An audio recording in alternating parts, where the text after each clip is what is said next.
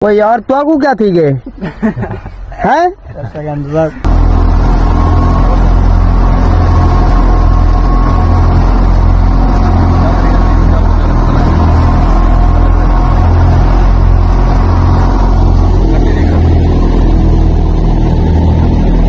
इलाके घावी में कपींदे इवें को दा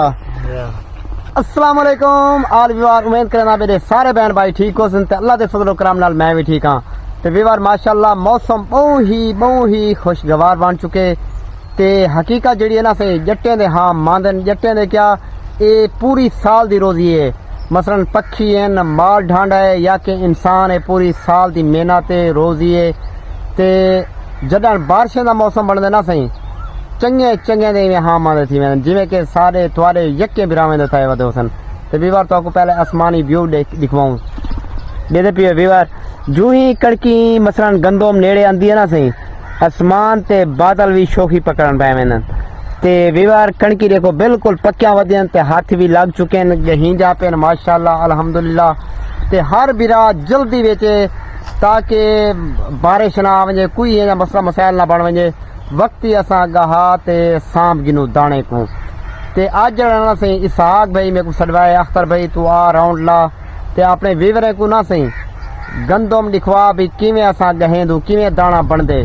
जुलते उथा वीडियो भी बने सू ते जड़ी दूजी गल ना सही उथा अलावना तकरीबन सही करना लग सी क्यों इडू शोर होसी ट्रैक्टर दा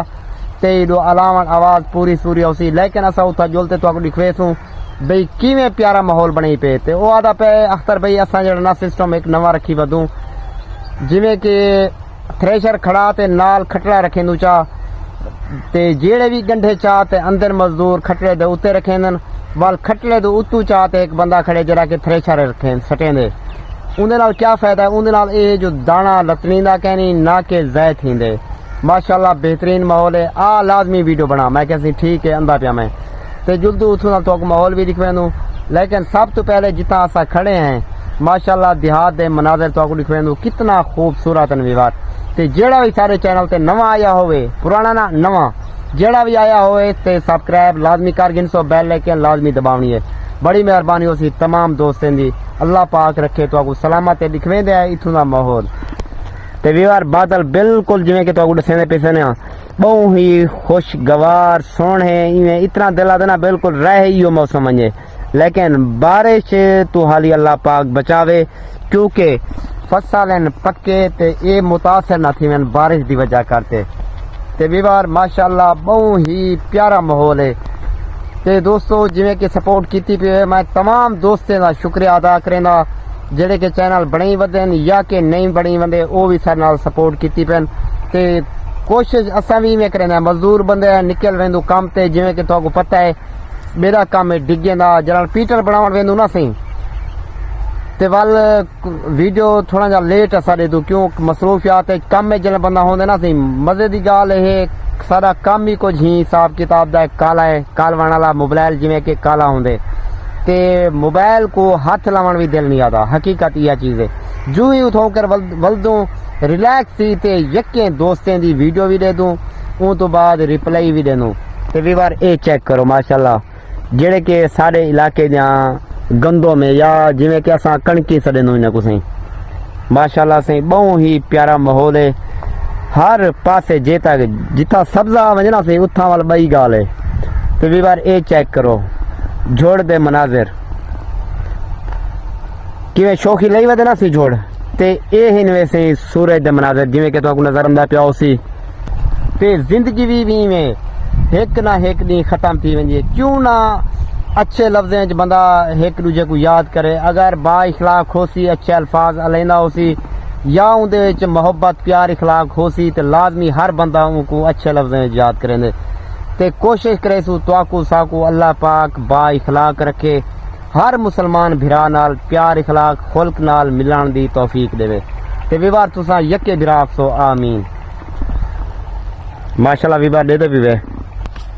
ते माशाअल्लाह विवार ए भाईजान कपेंदा बैठे वे घा इलाके घा भी में कपींदे इवें को दा माशाअल्लाह दे दे भी सही ए थड्या थड्या पूजा जिवें के आदा ना सही घा जाए कप्या ते हिम्मत गोदा जेंजले अवी जे ना घा दे जवान तख्ते पट्टी पे ਤੇ ਵੀਰ ਇਹ ਚੈੱਕ ਕਰੋ ਜਿਵੇਂ ਕਿ ਤੁਹਾਨੂੰ ਨਜ਼ਰ ਆਂਦੀ ਪਈ ਉਸੀ ਗੰਦਮ ਦੀ ਕਟਾਈ ਸ਼ੁਰੂ થઈ ਪਈ ਹੈ ਮਾਸ਼ਾਅੱਲਾ ਕਿਵੇਂ ਤਰਤੀਬ ਨਾਲ ਤੇ ਸੋਹਣਿਆ ਸੋਹਣਿਆ ਪੂਲਿਆਂ ਲਾਥਨ ਜਾਂ ਮਾਸ਼ਾਅੱਲਾ ਮਾਸ਼ਾਅੱਲਾ